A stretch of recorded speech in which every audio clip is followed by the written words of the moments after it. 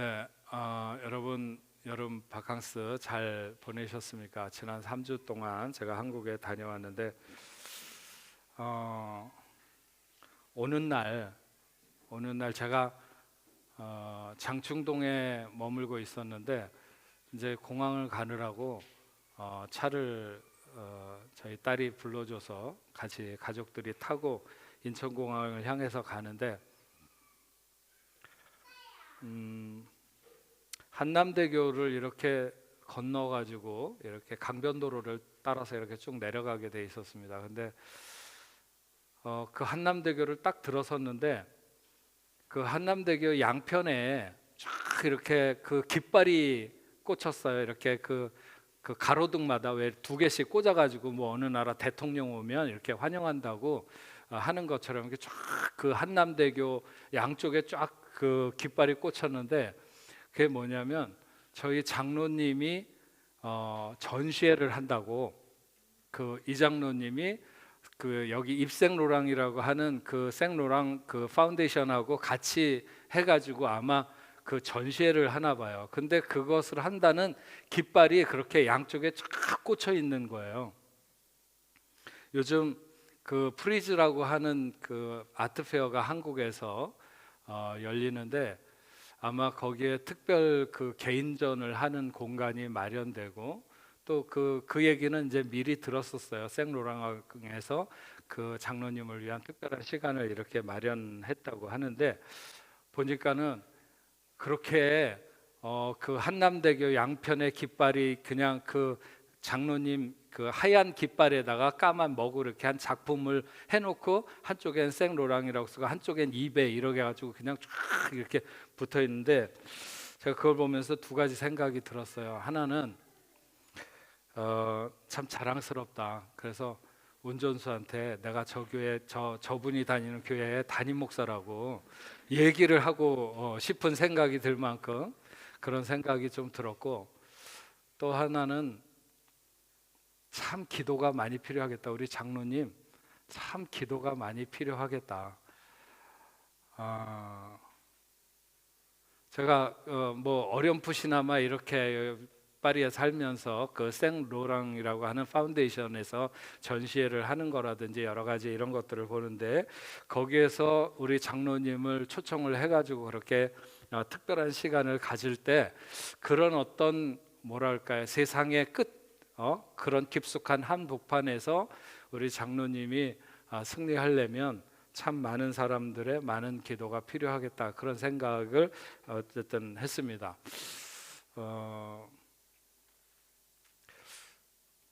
여러분들도 좀 우리 교회에 세상과 이렇게 맞닿아서 있는 분들을 위해서 많이 기도해 주시면 좋겠다 이런 생각이 들었습니다. 우리 교회 장로님 두 분이 다 유명한 화가들이신데 이분들이 이 시대에 정말 하나님 앞에서의 어떤 정체성 그리고 세상 앞에서도 그것을 굽히지 않고 나아가는 그런 멋진 신앙인들이 되도록 우리의 많은 기도가 필요하겠다 이런 생각을 했습니다. 제가 이번에 한국에 다녀오면서 30년이 넘게 파리에 살고 이제는 한국에서 산 시간보다 파리에서 산 시간이 조금 더 이제 길어지는 시간을 이렇게 맞게 됐습니다. 근데 이번에는 한국에 3주 있었는데 거의 끝날 때쯤 돼서는 빨리 돌아갔으면 좋겠다 이런 생각이 들었어요. 옆에 이웃 나라에서 목회하는 어떤 친구 목사님이 자기는 한국에 3주 휴가 받아가지고 갔다가 3주를 다 못 쓰고 2주 만에 도저히 더 이상 있기가 힘들어서 돌아왔다는 얘기를 듣고 제가 그렇게 할 일이 없을까? 나는 늘 시간이 모자르던데 이런 생각을 했었거든요. 근데 이번에 3주가 채 안 됐는데 거의 돌아올 무렵에 저도 그냥 빨리 돌아갔으면 좋겠다 이런 생각이 들었습니다.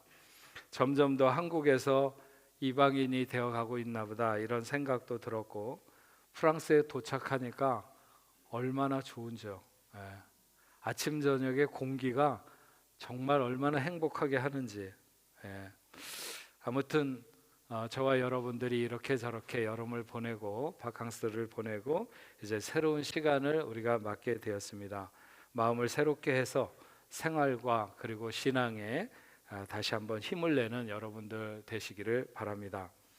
오늘 우리가 계속해서 요한 1, 2, 3서를 보는 중에 오늘은 요한 3서 마지막을 살펴보려고 하는데, 먼저 이 요한 3서가 쓰여졌던 시기를 한번 환경을 살펴보는 게 좋을 것 같습니다.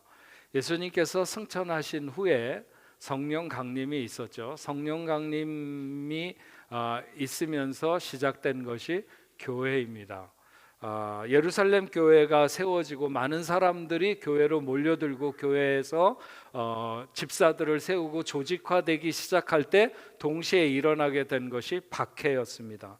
스데반과 야고보가 첫 순교의 제물이 되었고, 흩어진 성도들에 의해서 복음은 들불처럼 그렇게 번져갔지만 로마의 박해는 점점 더 심해졌습니다. 그러다가 AD 64년에는 네로 황제가 로마의 대화재를 기독교인들의 소행으로 몰아서 수많은 사람들을 처형하고 학살했습니다. 그 다음에 AD 90년에서는 도미티아누스 황제는 자신을 신격화해서 자신을 신처럼 황제 숭배를 거부하는 그런 기독교인들을 학살하고 불에 태워 죽이거나 아니면 수많은 사람들을 사자의 밥으로 던졌습니다. 그래서 박해가 극으로 달려가고 있던 그런 시대였습니다. 아마도 디오드레베라고 하는 오늘 본문에 나오는 사람이 사도 요한과 만남이 있었다고 한다면 그것은 요한이 pat모섬에 갇히기 유배되기 전이었을 것이고, 그 후에 사도 요한이 pat모섬에 유배되고 난 이후에 요한은 이런 여러 가지 주변의 환경들 이런 것을 생각해서 요한 1, 2, 3서를 써서 소아시아의 여러 교회들을 굳세게 하려고 하는데 힘을 썼습니다. 그러니까 요한 3서가 쓰여질 당시에 예수를 믿는다고 하는 것은 너무나도 힘들고 어려운 그런 환경 속에서 예수를 믿는 것이었습니다. 만약 이런 시간에 예수를 잘 믿는 사람이라면 정말 신앙이 순결하고 깨끗한 하나님 보시기에 아름다운 신앙을 생활을 하는 사람이고, 그렇지 않다면 그 사람은 틀림없이 그 시대와 더불어 세상과 더불어 시대를 따라가는 그런 사람일 수밖에 없는 것이죠. 요한 3서에는 서로가 대비되는 사람들이 나오는데 정확하게는 3명이 나오지만 두 그룹입니다. 3명 중에 2명이 서로 극한 대립을 보이고 있는데, 성경에서는 가이오와 그리고 디오드레베, 그 다음에 데메드리오라고 하는 사람이 나오는데 결국 디오드레베와 데메드리오를 대비하고 있지만, 저는 오늘 가이오라고 하는 사람과 디오드레베라고 하는 사람의 삶을 대비해서 생각을 해보면서 말씀의 은혜를 받고자 합니다. 그 중에서 오늘 먼저 책망받기에 합당한 디오드레베라고 하는 사람을 먼저 살펴보고, 나중에 오늘 제목에서 지명하고 있는 삶을 산 가이오의 삶을 살펴보면서 하나님이 우리에게 주시는 은혜가 뭔가 하는 것을 살펴보려고 합니다. 여러분, 오늘 본문에 보면 디오드레베라고 하는 사람이 나오는데, 이 사람은 교회를 박해하는 어떤 집단의 우두머리가 아니라 교회의 지도자였습니다. 하지만 그는 교회의 지도자라기보다는 교회 관리자라고 해야지 더 맞겠죠. 그가 왜 그렇게 나쁜 방향으로 나가게 되었는가 하는 것은 여러 가지 방향에서 우리가 예상을 할 수 있습니다. 개인적으로도 그럴 만한 이유가 있었을 것이고, 실제로 환경적으로도 그런 일들이 있었을 것입니다. 무엇보다도 은혜 없이 하나님의 일을 하는 사람들에게 공통적으로 나타나는 현상을 이 디오드레베라고 하는 사람이 그대로 나타내고 있는 것이죠. 디오드레베를 설명하는 말 중에 첫 번째가 뭐냐면, 그는 으뜸되기를 좋아한다 하는 것입니다. 으뜸되기를 좋아한다. 교회의 지도자, 그 사람이 목사이든지 장로이든지 아니면 집사나 권사이든지 간에 가장 빠지기 쉬운 함정이 있다면 그것은 공명심에 붙들리는 것입니다. 공명심이라고 하는 말은 두 단어가 두 가지 서로 다른 뜻을 가지고 있는데, 하나는 사사로움이나 치우침이 없이 공정하고 명백한 마음을 가리키는 말로서의 공명심이라고 하는 말이 있습니다. 또 하나는 공을 세워서 자기의 이름을 드러내려고 하는 마음인데, 이 두 번째 공명심이 약간 빗나간 형태로 교회 지도자들이 빠져들기 쉬운 공명심이라고 하는 것이죠. 이런 사람들은 내가 어떻게 공을 세울까 하는 것보다는 오히려 어떻게 이름을 드러낼까 하는 것에 훨씬 더 조급한 사람들입니다. 디오드레베는 그런 사람이었죠. 최고가 되지 못하면 견디지 못하는 사람, 남이 최고가 되면 견디지 못하는 사람. 그러다 보면 이런 사람에게는 삶의 모든 행동에 왜곡이 일어나게 됩니다. 남이 잘 되는 것은 어떻게 해서든지 막으려 하고 비방하고 욕하고 그리고 회방하게 되는 것이죠. 으뜸되는 일에만 초점이 맞추어진 사람은 그 일을 위해서 어떤 더 잘난 사람에게 아첨을 하거나 아니면 뇌물을 주거나 타협을 하거나 아부를 하거나 이간질하는 것을 마다하지 않습니다. 이런 사람들이 나타내는 이기적인 성향, 이런 것은 너무나도 당연하고, 열등한 사람 쉽게 무시하고 배려하고 공동체를 너무나도 힘들게 하는 사람이 바로 이런 사람들입니다. 사람들을 함부로 대하고 무시하고 지위가 높은 것을 마치 인격이 높은 것으로 착각하는 디오드레베는 으뜸되기를 좋아했다. 우리가 그리스도인으로 살아가면서 가장 경계해야 하고 가장 조심해야 되는 캐릭터가 바로 이런 것입니다. 예수 오래 믿으면서 잘못하면 이런 것에 빠지기 쉽죠. 예수 믿는 사람들에게는 정말 치명적인 것이라고 말할 수 있습니다. 이런 디오드레베는 악한 말로 형제를 비방했다. 아마도 이것도 사도 요한이 자기가 직접 당한 것을 표현해 놓고 있는 것으로 보입니다. 그렇게 디오드레베가 자신을 욕할 아무런 문제가 없음에도 불구하고, 원래 비방이라고 하는 것은 본래 무엇이 있어서가 아니라 없는 것을, 아니면 혹은 가장해서 욕하는 것을 말합니다. 이런 사람들은 자신이 한번 결정한 것은 마치 그것이 법인 것처럼 돌이키려고 하지 않고 계속해서 자기의 주장에 당위성을 가지려고 합니다. 결국 선하신 하나님의 뜻에서 점점 더 멀어지게 되는 괴물이 되게 되는 것이죠. 악한 말이라고 하는 것에 우리는 주의해야 합니다. 악한 말, 악한 행동이 아니라 악한 말. 결국 말이 행동으로 옮겨지게 되는 것입니다. 그래서 우리는 비록 말이라 할지라도 악하게 하지 말고, 말이라 할지라도 예쁘게 하고 선하게 하고. 요즘에 보면 파리에 결혼을 하고 신혼여행을 오는 부부들이 많은데, 저는 그분들에게 그런 말을 하고 싶어요. 처음부터 말을 예쁘게 해라. 서로 사이에 서로 존중하고 서로 위하고, 그러면 그것이 결국 행동으로 옮겨가게 되는 것이죠. 말이 그 사람의 미래를 결정하게 하는 것입니다. 성급한 사람들이 이 디오드레베와 같은 함정에 빠지게 되고요, 잘 알지 못하면서 먼저 예단하는 사람들에게서 이런 일들이 많이 일어납니다. 이 디오드레베는 순례자들, 당시에 복음을 전하기 위해서 거처를 정하지 않고 여러 곳을 돌아다니면서 이렇게 복음을 전하는 순례자들, 교회를 관리하는 입장에서 보면 이런 사람들은 항상 골칫거리일 수 있습니다. 얼마나 시대가 뒤숭숭하고 로마의 박해가 심한데, 이런 시간에 모르는 잘 그 신분을 알 수 없는 순례자들을 교회에 받아들인다고 하는 것은 굉장히 위험한 일이라고 하면서 그들을 영접하도록 되어 있는 기존의 입장을 뒤집어서 받아들이지 않는 것이죠. 뿐만 아니라 그렇게 하는 사람들을 못하게 하고 하려고 하는 사람들을 교회에서 내어 쫓는다, 이렇게 성경은 표현하고 있습니다. 우리가 세상의 모든 열심을 다 사모할 필요는 없어요. 이렇게 악한 일에 열심을 내는 디오드레베에 대해서 말을 하며 요한은 우리에게 이렇게 권면합니다. 사랑하는 자여, 악한 것을 본받지 말고 선한 것을 본받으라. 선을 행하는 자는 하나님께 속하고 악을 행하는 자는 하나님을 배웁지 못하느니라. 우리는 선한 열심을 본받는 자들이 되어야 됩니다. 여러분, 부정적인 것이 전염력은 훨씬 더 강합니다. 그래서 뭔가를 하자는 것보다는 하지 말자고 하는 것에 우리는 더 쉽게 이끌리게 됩니다. 하지만 그래도 우리는 열심을 내는 자들을 본받아야 되고, 모든 어려움을 뚫고 선한 일에 열심을 내는 자들을 본받아야 합니다. 우리가 새로운 학기를 맞고 있지 않습니까? 하나님의 교회를 섬기고 헌신하는 일에 결단이 필요한 시점이죠. 쉽게 뭔가를 안 하겠다고 결정하기보다는 하나님 앞에 과연 나의 선한 열심을 어디에 쏟아야 하는 것인가 하는 것을 생각하고 결정하는 여러분들이 되기를 바랍니다. 세상에는 악한 일에 열심을 내는 사람들도 굉장히 많습니다.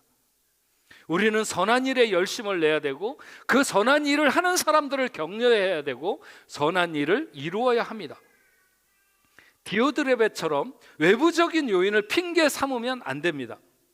잘못하면 우리가 죽을 수도 있다고 아마 디오드레베는 그렇게 말했을는지도 모릅니다. 그리고 실제적인 위협이 그들에게 닥쳐 있었을 수도 있죠. 하지만 잘못하면이 아니라 잘하다가 죽을 수도 있다는 사실을 알고 가는 사람들이 그리스도인들입니다. 어떤 이유가 있든지 우리는 디오드레베 같은 인생이 되어서는 안 됩니다. 이 사람과 반대로 다른 모양을 가지고 살아가는 같은 교회 섬기는 가이오라고 하는 사람에 대해서 살펴보고자 합니다. 가이오는 어떤 사람이었던가? 5절과 6절에 이렇게 기록합니다. 사랑하는 자여, 네가 무엇이든지 형제 곧 나그네 된 자에게 행하는 것은 신실한 일이니 그들이 교회 앞에서 너의 사랑을 증언하였느니라. 네가 하나님께 합당하게 그들을 전송하면 좋으리라. 디오드레베가 가졌던 모습과는 완전히 반대적인 모습을 가이오가 가지고 있었습니다. 분명히 교회에서 누군가가 나서서 나그네 된 자를 영접하는 것에 대해서 비방하고 못하게 하는 일이 있어도 가이오는 그 일을 행했고, 그 사랑을 입은 자들의 입에서 입으로 전해져서 이 가이오의 사랑이 많은 사람들에게 알려졌습니다. 이런 수고를 마다하지 않는 사람들이 늘 잊지 말아야 하는 것이 있다면 그것은 주변의 평판입니다.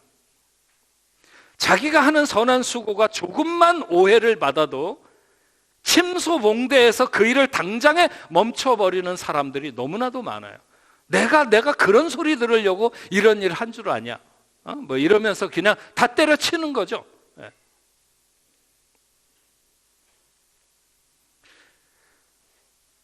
하지만 정말 주를 위해서 참된 수고를 마다하지 않는 사람은 그 어떤 평판에도 굴하지 않고 하나님 앞에 선하고 의로운 일을 계속해 나가는 것입니다. 가이오는 복음을 위한 순례자들이 그 어떤 보수도 없이 그렇게 여기저기 돌아다니면서 복음을 전하는 것에 대해서 잘 알고 있었습니다. 그들은 도움을 받아야 마땅하고 그렇게 돕는 것이 복음 사역에 일조하는 것이라고 하는 것을 가이오는 알았습니다. 그래도 디오드레베처럼 그렇게 나서서 막거나 심지어 그런 사람들을 교회에서 쫓아내려고 하는 박해 속에서 그 일을 해나간다고 하는 것은 가이오에게 이것은 일종의 의로운 싸움이고 전투일 수 있는 것이죠. 제가 이번에 한국에 가서 어떤 그 신앙 좋으신 분들하고 같이 밤에 늦게까지 신앙과 뭐 선교 이런 얘기를 이렇게 오랫동안 나누었습니다.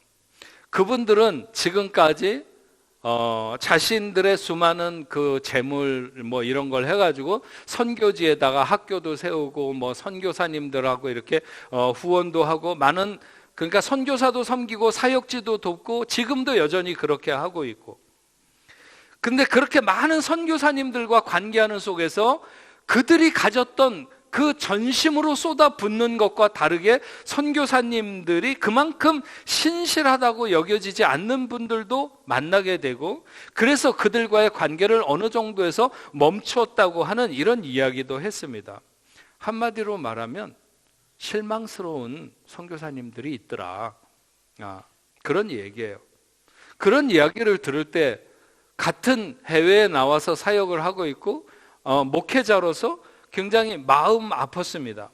근데 그런 가운데 그들이 굉장히 놀라운 고백을 하는 것을 들었어요. 그것은 그렇게 선교사님들을 열심히 도울 때는 마음이 뜨겁고 힘을 냈는데, 그분들의 허물이 보이기 시작하고 허점이 눈에 들어오기 시작하는 시간에는 보니까 자기들의 마음이 식어 있는 것을 발견하게 되었다, 이런 고백을 했습니다.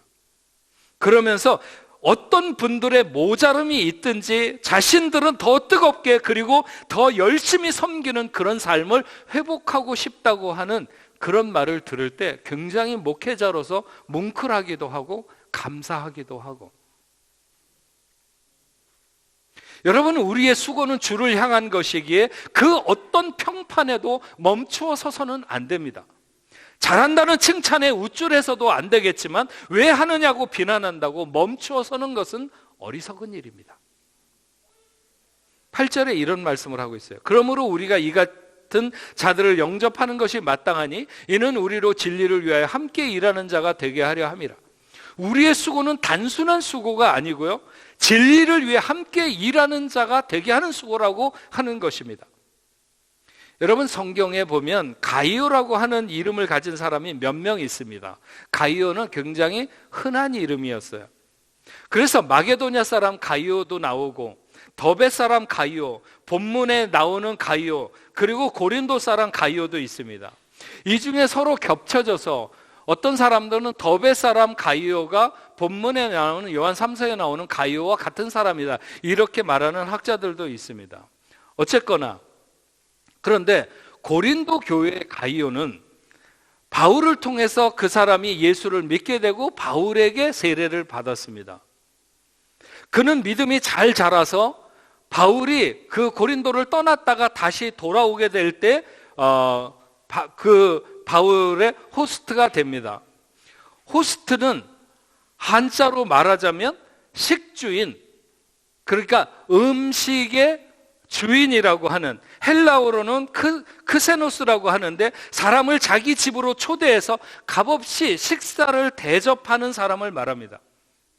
그것이 한 번 그렇게 하는 것이 아니라 몇 번인지는 특정할 수 없지만 많이 그렇게 한, 이것은 전도 여행을 하거나 혹은 후대에 남겨질 성경을 집필하는 바울에게 큰 힘이 되었을 것이 분명합니다.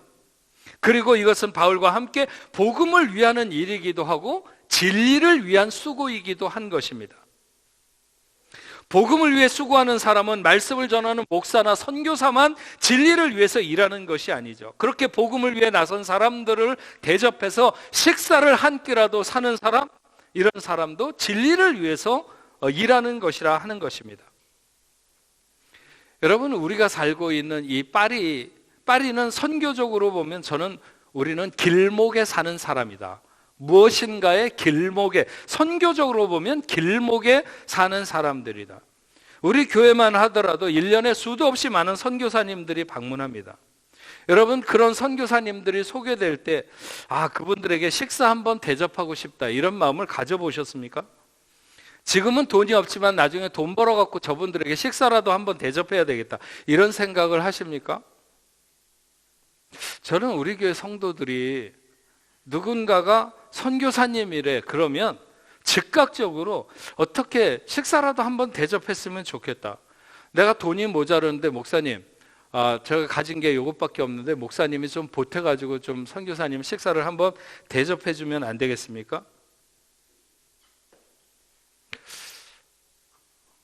그렇게 받아본 적도 가물가물해요. 네. 즉각 마음이 동하는 여러분들 되시면 좋겠습니다. 그런 마음의 감동이 즉각적으로 여러분의 가슴을 뛰게 하고 그래서 행동으로 옮기게 하는, 그래서 우리는 복음의 동역자들이 되고 진리와 함께 일하는 자들이 되는, 크세노스가 되는 것, 선교사의 호스트가 되는 것이 복음의 호스트가 되는 것입니다. 가이오라고 하는 사람에게 한 가지 더 귀한 점을 꼽자고 하면 그는 지도자에게 매우 사랑받는 그런 사람이었습니다. 오늘 요한 3서 1절과 2절과 5절에 보면 계속해서 요한은 사랑하는 자, 사랑하는 자, 사랑하는 자라고 하는 표현을 쓰고 있어요. 요한은 사랑의 사도라고 말하잖아요. 그 요한이 얼마나 사랑스러웠으면 그렇게 여러 번을 강조해서 말하고 있을까요? 지도자였던 요한에게 칭찬받는 가이오, 그리고 이 편지는 가이오에게 쓰여졌다라고 하는 개인에게 전달된 정말 놀라운 편지이죠. 그 힘들고 어려운 시기와 분위기에서 믿음을 잘 간직하며 그렇게 수고하는 것이 너무나도 요한이 보기에 자랑스럽고 고맙고 아름다워서 요한은 계속해서 그는 사랑하는 자, 사랑하는 자, 사랑하는 자라고 이렇게 표현해서 말하고 있는 것입니다. 그러면서 오늘 요한 3서에서 가장 유명한 말씀으로 우리가 잘 알고 있는 말로 그를 축복하고 있죠. 2절 말씀입니다. 사랑하는 자여 내 영혼이 잘됨같이 내가 범사에 잘되고 강건하기를 내가 간구하노라. 그를 향한 최고의 축복이 선언되고 있는 것이죠. 먼저 내 영혼이 잘됨같이. 영혼이 잘된다는 게 뭘까요? 그것은 견고한 믿음을 가지고 하나님의 뜻을 순종하기에 담대하고 죄의 더러움을 버리기에 과감하며 오직 천국을 소망하면서 사는 이런 삶을 말하지 않을까요? 하나님과의 동행을 즐거워하며 말씀대로 사는 삶이 영혼이 잘되는 삶입니다. 네 영혼이 잘됨같이 하는 것은 절대적인 조건인 동시에 최적의 조건이죠. 내 영혼이 잘 되는 것을 제외하고 다른 것들이 잘 되는 것은 무의미하고 오히려 잘못된 길로 갈 수 있는 그런 여지가 더 많은 것입니다. 그러나 영혼이 잘됨 같이 범사가 잘 되는 것은 말할 수 없는 놀라운 축복이죠.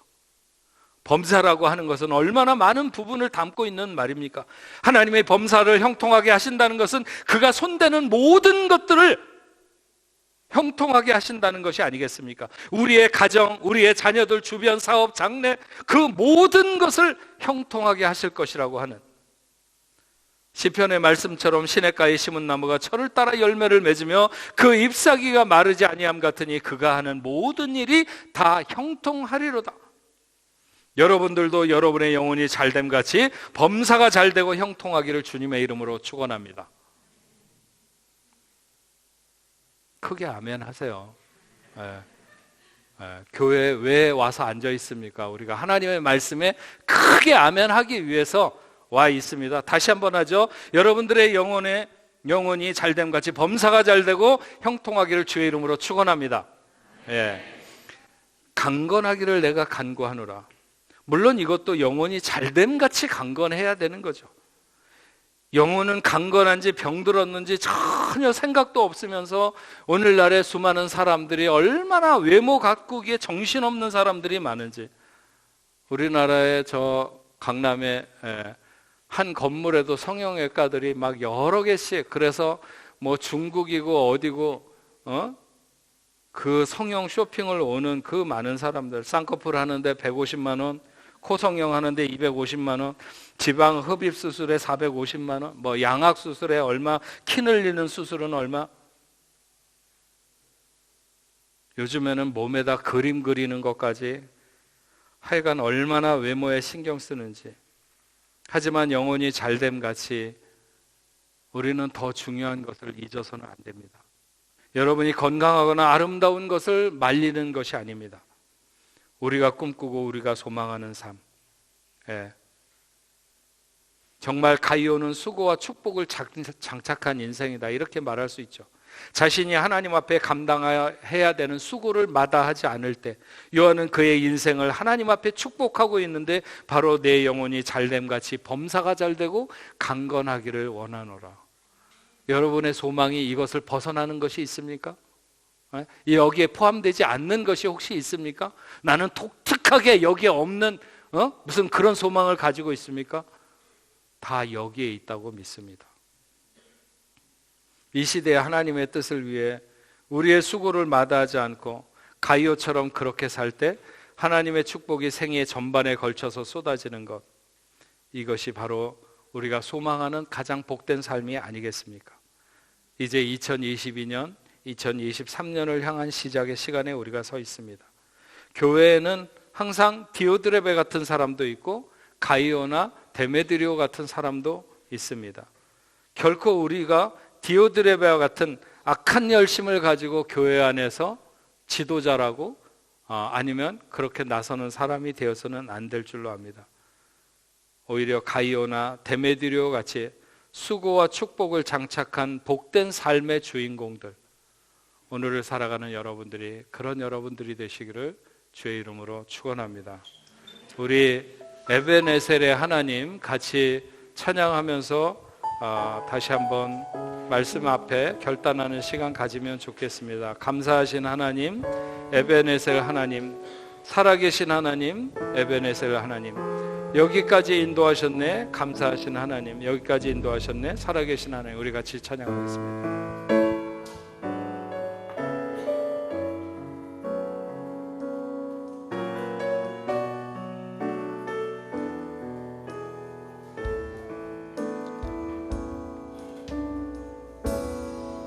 감사하신 하나님, 에베네셀 하나님, 살아계신 하나님, 에베네셀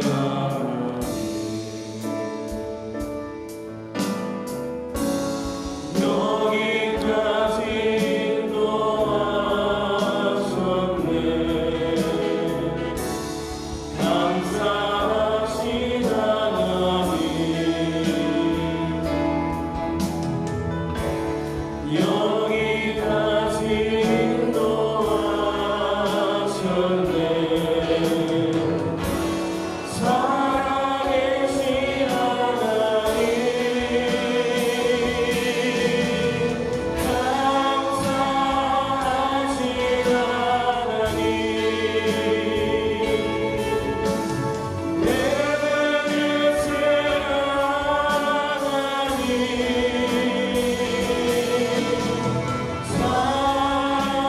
살아계신 하나님, 에베네셀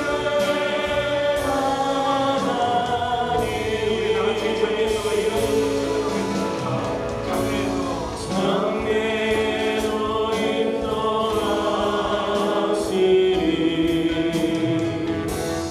감사하신 하나님,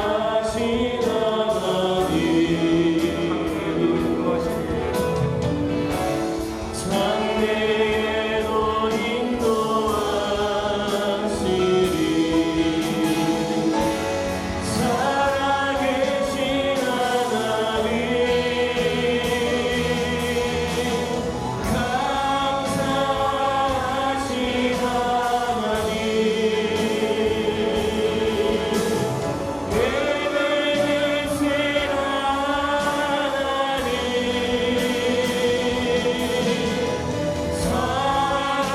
살아계신 하나님, 에베네셀 하나님. 하나님 아버지 감사합니다. 오늘 우리가 요한 3서를 통해서 들은 말씀, 우리도 살아가는데 가이오처럼 수고와 축복이 장착된 인생을 살아갈 수 있도록 주여 도와주옵소서. 우리가 하나님 앞에서 행해야 될 일들을 어떤 그 핍박과 여러 가지 환난과 혹은 어떤 우리가 원치 않는 평판 가운데에서도 성실하게 우리의 맡겨진 일들을 잘 감당하는 수고가 있는 삶이 되게 하시고, 그래서 요한이 가이오를 축복한 것처럼 내 영혼이 잘됨같이 내가 범사에 잘되고 강건하기를 원하노라 하신 것처럼 당신의 사랑하는 자녀들이 그런 놀라운 하나님의 복을 누리는 삶이 될 수 있도록 인도하여 주시옵소서. 우리는 환경을 탓할 때가 많이 있습니다.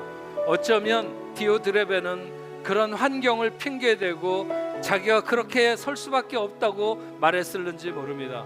그럼에도 불구하고 우리는 복음을 위해서 수고하고 진리와 함께 일하는 자가 되기 위해서 가이오의 입장을 견지하며 살아갈 수 있는 저희가 될 수 있도록 주여 인도하여 주옵소서. 하나님 아버지, 오늘 하나님 앞에 예배하며 귀한 예물을 구별하여 올려드립니다. 마음을 다하고 정성을 다한 귀한 예물을 하나님 흠양하여 주시옵시고, 당신의 사랑하는 자녀들 부족함 없도록 아버지 한 살아가는 인생의 여정에 능력으로 아버지 하나님 저들을 붙들어 주시고 인도하여 주시옵소서. 하나님의 복 없이 우리가 아무것도 할 수 없음을 늘 고백하며, 그래서 우리의 삶에 복 주시는 대로 하나님 앞에 되돌려드리는 그런 삶을 살아가는 저희가 되게 하여 주옵소서. 우리가 경영하는 사업과 가정과 직장 하는 모든 일들 학업 위에 하나님 함께 해주시고, 그런 모든 것들을 따라 주신 소득으로 우리가 11조로 감사 예물로 선경헌금으로 주일헌금으로 하나님 앞에 구별하여 드립니다. 하나님 넘치게 채워주시옵시고, 아무리 시대가 어렵고 흔들린다 할지라도 하나님 우리가 더 부지런히 나누게 풍성할 수 있도록, 더 하나님의 일을 위해서 쓰임받게 풍성하도록 우리 위에 역사하여 주시옵기만을 간절히 바라옵고 원합니다. 이제 새로운 학기가 시작되는 시간입니다. 아직까지도 여행지에서 돌아오지 않은 우리의 사랑하는 형제 자매들이 많이 있습니다. 그들을 안전하게 지켜주시고 건강하게 돌아와서 함께 신앙생활하고 믿음의 생활할 수 있도록 주여 인도하여 주옵소서. 혹시 질병으로 인하여 고통받는 하나님의 자녀들이 있습니까? 하나님 저들을 긍휼히 여겨 주시옵시고, 예수 그 피 묻은 손으로 어루만져 주시어서 베드로와 요한이 아버지 하나님 성전 미문에 선 안진뱅이를 향하여 은과 금은 내게 없거니와 나사렛 예수의 이름으로 명하노니 일어나 걸으라고 말했던 것처럼, 아버지 하나님 오늘 당신의 사랑하는 자녀들에게 말씀하시되 예수의 이름으로 나을지어다 오늘 명령하여 주시옵시고, 깨끗함을 얻을 수 있도록 주님 인도하여 주시옵소서. 하나님 아버지, 오늘 함께 예배드린 당신의 사랑하는 귀한 자녀들 파트릭과 첼시, 마크 찬에게 하나님 함께 해주시고, 조윤영, 이예림, 한민규, 김연진, 김은정, 진혜원, 아버지 하나님 사랑하는 귀한 자녀들 어떤 뜻이 있어서 이 땅에 발을 디뎠든지 저들과 동행하여 주시옵시고, 걸음걸음마다 함께하여 주시옵시며 하나님 안전하게 지키시고 하나님 영광 위에서 살아가는 복된 자녀들 다 될 수 있도록 주님 인도하여 주시옵소서. 오늘 하나님 앞에 예배 마치고 돌아가는 당신의 사랑하는 자녀들과 함께하여 주시어서 늘 저들의 마음을 흔들 수 없는 아버지 하나님의 평강으로 지켜 주시옵시고, 아버지 안전한 아버지 주님의 날개 아래 보호하셨다가 우리 다시 모여서 하나님을 예배하는 귀한 역사가 있도록 인도하여 주시옵소서. 돌아가는 발걸음 하나님 한 명 한 명 하나님 함께 해주시고 주님 동행하여 주옵소서. 이제는 우리 주 예수 그리스도의 은혜와 하나님 아버지의 크신 사랑과 성령님의 감화 감동으로 교통하심이 오늘 하나님 앞에 나와 예배하는 당신의 사랑하는 자녀들과 저들의 가정과 직장과 두고 온 고국교회 세계 만방에 흩어져 복음을 전하는 모든 선교사들과 그 사역지 위에 이제로부터 영원토록 함께 있을지어다. 아멘.